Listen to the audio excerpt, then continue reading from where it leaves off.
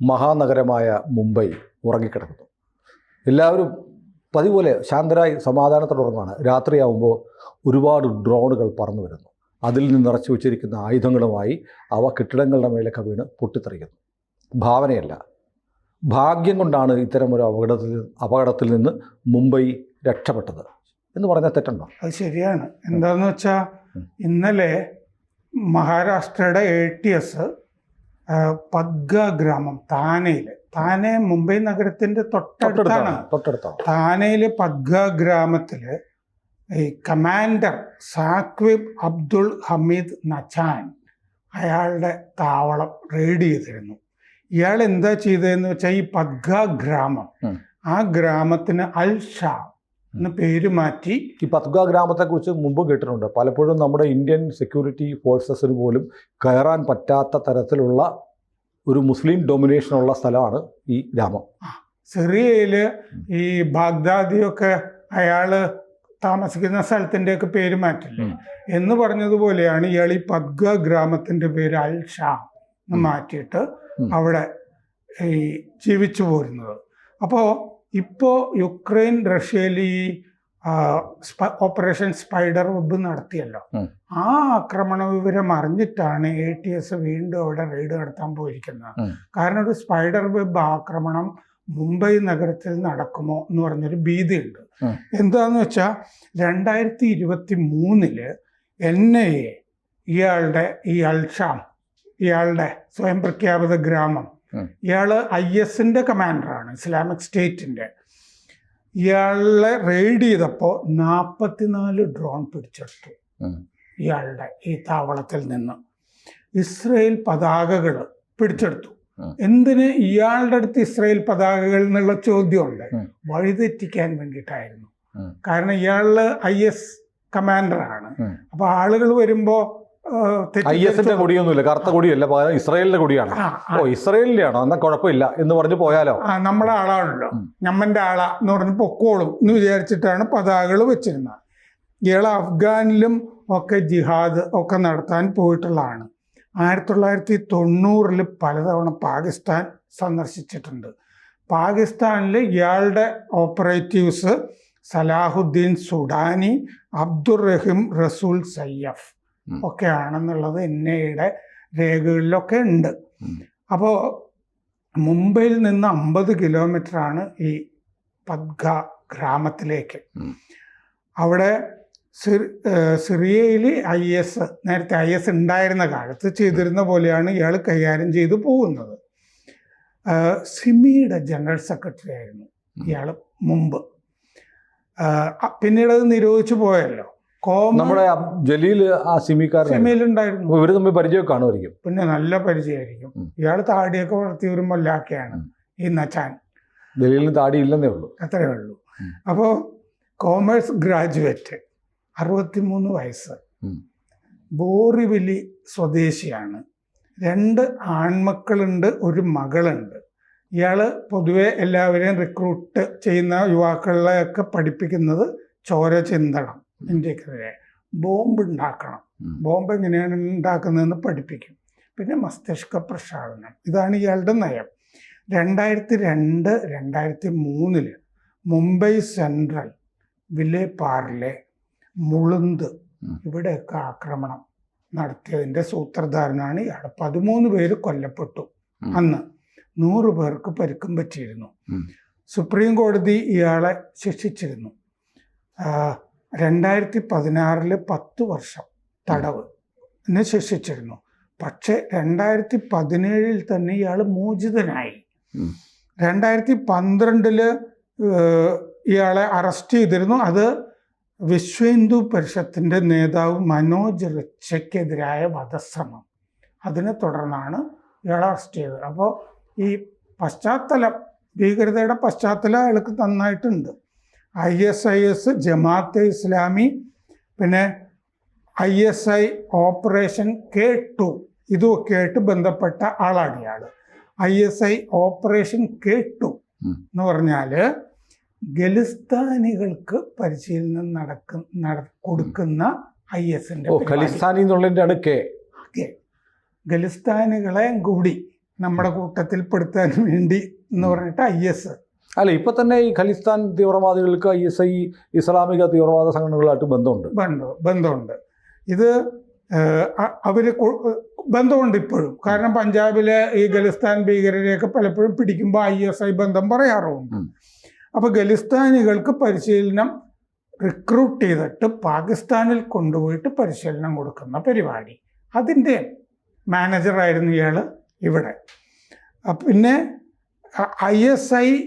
ISISലേക്ക് Islamic സ്റ്റേറ്റിലേക്ക് recruit ചെയ്യുന്ന യുവാക്കൾക്ക് ഭായ ചൊല്ലിക്കൊടുക്കുന്ന ഇയാളാണ്. എന്ന് പറഞ്ഞാൽ പ്രതിജ്ഞ, ഞാൻ ഇതിൻ്റെ കൂടെ തന്നെ നിൽക്കും, ജിഹാദ് നടത്തും, ഇന്ത്യയെ ശരിപ്പെടുത്തും എന്നൊക്കെ പ്രതിജ്ഞ ചെയ്യുമല്ലോ, അത് ചൊല്ലിക്കൊടുക്കുന്നത് ഇയാളാണ്. ബോംബ് നിർമ്മാണം, അതിൻ്റെ ടെക്നോളജി പഠിപ്പിക്കുന്നത് ഇയാളാണ്. ഇന്ത്യക്കെതിരെ ഒരു മാസികയും ഇയാൾ ഇറക്കുന്നുണ്ട്. സ്വയംഭരണ മേഖല പോലെയാണ് ഈ ഗ്രാമം ഇയാൾ കൊണ്ടു നടക്കുന്നത്. ശരീഅത്ത് നിയമം. അല്ല, ഇതൊക്കെ പറയുമ്പോഴേ ഞാനിപ്പോൾ ആലോചിക്കുന്നത്, മഹാരാഷ്ട്ര ഭരിക്കുന്നത് BJP NDA സർക്കാരാണ്. എന്നിട്ടും അവിടെ ഇങ്ങനെയൊക്കെ ഉണ്ടെന്ന് പറയുമ്പോൾ നമുക്കൊരു ശകലം ഉളുപ്പ് വേണ്ടേ? അത് വേണ്ടേ? എന്നിട്ട് ഇപ്പോൾ യുക്രൈൻ ആക്രമണം നടത്തി കഴിയുമ്പോഴേ ഇപ്പോഴാണ് ആലോചിക്കുന്നത്, ഇവൻ്റെ കയ്യിൽ മുമ്പ് 44 ഡ്രോൺ ഉണ്ടായിരുന്നതാണല്ലോ, ഇപ്പോഴും ഇവൻ്റെ കയ്യിൽ ഡ്രോൺ ഉണ്ടാവുമെന്നും പറഞ്ഞിട്ട് ഇന്നലെ റെയ്ഡ് നടത്തിയിരിക്കുന്നത്. ഇന്ത്യയിലെ 19 സംസ്ഥാനങ്ങൾ BJP ഭരിക്കുന്നുണ്ട്. അപ്പോൾ ഇത്രയും സംസ്ഥാനങ്ങൾ BJP ഭരിച്ചിട്ടും ആ ഭരിച്ചുകൊണ്ടിരിക്കുന്ന മഹാരാഷ്ട്ര പോലെയുള്ള ഒരു വലിയ സംസ്ഥാനത്ത് പോലും ഇതുപോലത്തെയുള്ള IS ഗ്രാമങ്ങളുണ്ടെന്ന് പറയുമ്പോൾ മറ്റ് സംസ്ഥാനങ്ങളിലെ സ്ഥിതി എന്തായിരിക്കും? ഇതുപോലെ ഈ നമ്മുടെ നാട്ടിൽ കണ്ണൂരിൽ പാട്ട് ഗ്രാമങ്ങളുണ്ട് എന്ന് പറയുന്ന പോലത്തെ ഒരു അവസ്ഥയല്ലേ ഇതിപ്പോൾ മഹാരാഷ്ട്രയില് ഇടിച്ച്. ഇത് യോഗ്യ മറ്റോ ആയിരുന്നെങ്കിൽ മറ്റേ ബുൾഡോസറും ഒക്കെ കയറ്റി ശരിപ്പെടുത്തിയാണ്. ഈ ആയുധ ഫാക്ടറി, ബോംബ് ലാബ്, ഗറില്ല പരിശീലന ക്യാമ്പ്, IED നിർമ്മാണം, ഇതൊക്കെയാണ് ഇയാളുടെ പരിപാടികൾ.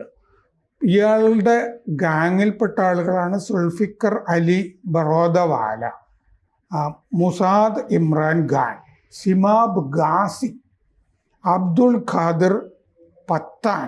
ഇതൊക്കെ ISIയുടെ ആളുകളാണ്. ശരിക്കും ഒരു മറ്റേ ISI ഗ്രാമം പോലെ ഒരു സ്ഥലം, 44 ഡ്രോൺ. എന്തൊരു ഭീകരമാണ്. മഹാരാഷ്ട്ര ഭരിക്കുന്നത് ഫട്നാവിസ് തന്നെയാണ് ആഭ്യന്തരമന്ത്രി. കേന്ദ്ര ആഭ്യന്തരമന്ത്രിയുടെ പേര് അമിത്ഷാ.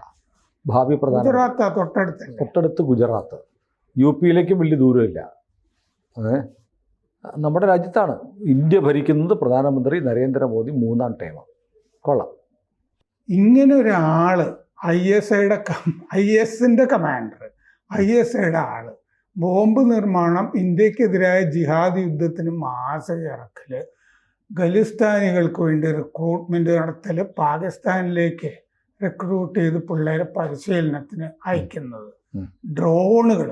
ഈ ഡ്രോണുകൾ ഇയാൾക്ക് എവിടെ നിന്ന് കിട്ടുന്നു? അല്ല, ഞാനിപ്പോൾ ഒരു പ്രതികരണം പോലെ നരേന്ദ്രമോദി, അമിത്ഷാ, ഫട്നാവിസ് ഇവരുടെയൊക്കെ പേര് പറഞ്ഞു. ഇത് അവരെ കുറ്റപ്പെടുത്തുന്നതിൽ വലിയ കാര്യമുണ്ടൊന്നുമില്ല. കാരണം ഇതൊക്കെ ഇൻ്റലിജൻസ് റിപ്പോർട്ടുകൾ വേണം. ഇൻ്റലിജൻസ് റിപ്പോർട്ട് കിട്ടിക്കഴിഞ്ഞാൽ ഇത് ഈ പറഞ്ഞ മോദിയും അമിത്ഷായും ഫട്നാവിസും പറയാതെ തന്നെ ഇതിനെയൊക്കെ അടിച്ചമർത്തണം എന്നുള്ള തോന്നൽ നമ്മുടെ സുരക്ഷാ സേനകളുടെ തലപ്പത്തിരിക്കുന്ന പോലീസാണല്ലോ പ്രാഥമികമായി ചെയ്യേണ്ടത്. പോലീസിൻ്റെ DGP മുതൽ താഴെയുള്ള സ്റ്റേഷൻ ഹൗസ് ഓഫീസർ വരെയുള്ള SHO വരെയുള്ളവർക്ക് തോന്നണം. അതിപ്പോഴും തോന്നുന്നില്ല. അല്ലെങ്കിൽ ഇൻ്റലിജൻസ് റിപ്പോർട്ടുകൾ പോകുന്നില്ല. സുരക്ഷാ വീഴ്ച പഹൽഗാമിൽ മാത്രമല്ല, ഓരോ ഗാവുകളിലുമുണ്ട്. ഇയാൾ VHP നേതാവിനെ കൊല്ലാൻ ശ്രമിച്ച ആളാണ്. ഇയാൾ സുപ്രീം കോടതിയിൽ കിടന്നതാണ് അല്ലേ? 10 കൊല്ലം ശിക്ഷ പറഞ്ഞിട്ട് 1 കൊല്ലം മാത്രമേ അയാൾ ജയിലിൽ കിടന്നിട്ടുള്ളൂ. അപ്പം അതിൻ്റെ അകത്തുമൊക്കെ കുഴപ്പങ്ങളുണ്ട്.